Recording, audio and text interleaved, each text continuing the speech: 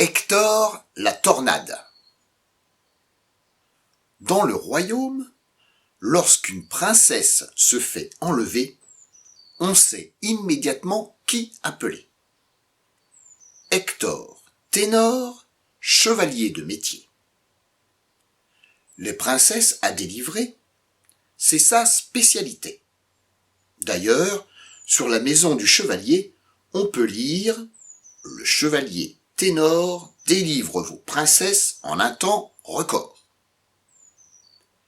Mais depuis quelque temps, le chevalier n'a plus beaucoup de clients.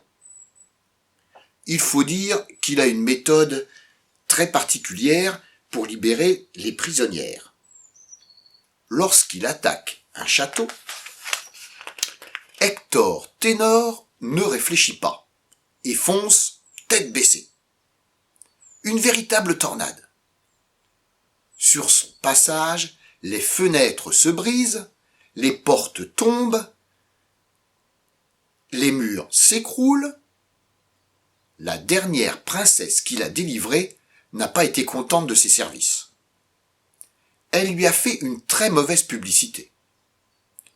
Ce malotru de chevalier m'a attrapé si brutalement qu'il a déchiré ma robe. Il m'a aussi arraché une poignée de cheveux en me faisant monter sur son cheval et a tout simplement cassé ma couronne. Le chevalier ne voyait pas trop le problème. Oui, je lui ai peut-être arraché 1 ou 2 cheveux sans le faire exprès, mais nous étions pressés. Et puis, je l'ai délivré, non ? Voilà le principal. Un beau matin, un messager du royaume voisin vint frapper à la porte d'Hector ténor. D'une voix solennelle, il annonce « Chevalier, j'ai une mission très dangereuse à vous confier. » « Une princesse à délivrer ?» demanda Hector. « Oui, ça tombe bien, c'est ma spécialité. » « L'affaire est un peu particulière, poursuivit le messager. La princesse est enfermée dans un château de papier.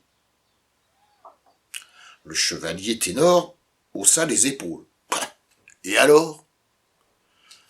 Tous les autres chevaliers que nous avons envoyés sont passés à travers le plancher. Mais Hector ténor n'écoutait plus. Il avait déjà mis par terre le contenu de son armoire pour retrouver sa plus belle cotte de maille. Puis, il enfourcha son fier destrier. « En route, je ne vais faire qu'une bouchée de ce château de papier. » Pourtant, lorsqu'il arriva à destination, le chevalier ténor se sentit un peu inquiet. Le château semblait vraiment très fragile. Pour vérifier, il tapota du bout du pied le pont-levis en papier. Crac ! Le chevalier faillit tomber dans le ravin. Il lança un caillou en direction du château. Recrac ! Le projectile traversa le mur de papier, faisant un grand trou au milieu. Hector ténor se lamenta. Mais comment faire pour délivrer la princesse sans tout casser ? Découragé, il s'assit sur un rocher. Un plan. Il lui fallait trouver un plan. Comme aucune idée ne lui venait à l'esprit, il bondit sur ses pieds. Cette histoire commence vraiment à m'énerver. Je vais réduire ce château en boule de papier. Alors qu'il allait s'élancer, une petite voix l'arrêta. « Non, ne faites surtout pas cela !» Par la fenêtre de l'une des tours, Hector aperçut un joli visage, encadré de boucles légères. « Je suis la princesse Plume !»« Les idiots qui sont venus avant vous se sont précipités et sont tombés, tête la première, dans le fossé. Pour me délivrer, ne faites pas la même erreur. Il suffit de souffler sur le château. »« Comment est-ce possible ?» s'étonna le chevalier. je suis aussi légère qu'une plume. Si vous soufflez dans ma direction, je vais m'envoler. Après, il ne vous restera plus qu'à m'attraper et le tour sera joué. Hector Ténor n'était pas convaincu par cette technique. Il se mit malgré tout au travail. Du haut de sa tour, la princesse Plume tentait de le diriger.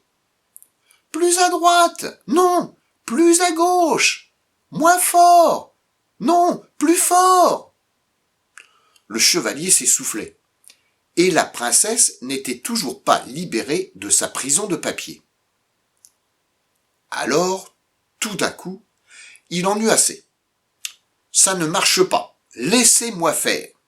Je vais vous délivrer à ma manière. » Et sans plus attendre, Hector remplit ses poumons d'air et souffla de toutes ses forces. Une véritable tornade s'abattit sur le château. La tour pencha dangereusement et la princesse Plume fut éjectée par la fenêtre. Elle s'envola haut, très haut dans le ciel, jusqu'à devenir aussi petite qu'une plume. « Princesse, revenez !» s'affola Hector Ténor. Mais la princesse Plume était déjà loin. Le chevalier se lança à sa poursuite. Plusieurs fois, il fut sur le point de la rattraper. Mais à chaque fois, un coup de vent faisait s'envoler la princesse dans le sens opposé. Après des kilomètres et des kilomètres de course, il finit par retrouver la princesse accrochée dans les branches d'un grand chêne. En grimpant à l'arbre, il pensait « Ma carrière de chevalier est terminée. Avec ce qui s'est passé, plus personne ne voudra m'engager. » La princesse Plume, tout étourdie, l'accueillit pourtant par un grand éclat de rire. « Merci, chevalier. Ce voyage dans le ciel, ces oiseaux magnifiques, c'était la plus belle évasion de ma vie. » Non seulement la princesse remercia le chevalier, mais en plus, elle l'épousa. Depuis qu'il vit avec la princesse Plume, Hector Ténor a beaucoup changé. Il est très calme et ne s'énerve plus jamais, car dès qu'il commence à s'agiter et à faire de grands mouvements, la princesse Plume s'envole immédiatement. Remarquez, il a l'habitude maintenant. Et c'est la fin de l'histoire. Je vous fais d'énormes gros bisous. À très bientôt. Mais avant, il y a quelque chose de changé chez Papy. Regarde bien, cherche. Qu'est-ce qui a changé chez Papy? À très bientôt et gros bisous!